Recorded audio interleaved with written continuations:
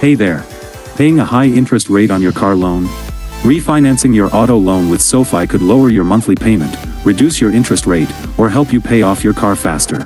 Welcome back to Guide with Samuel. Here's the simple way to check your options. Visit SoFi.com and look for Auto Loan Refinancing. You can check your pre-qualified rates with a soft credit pull.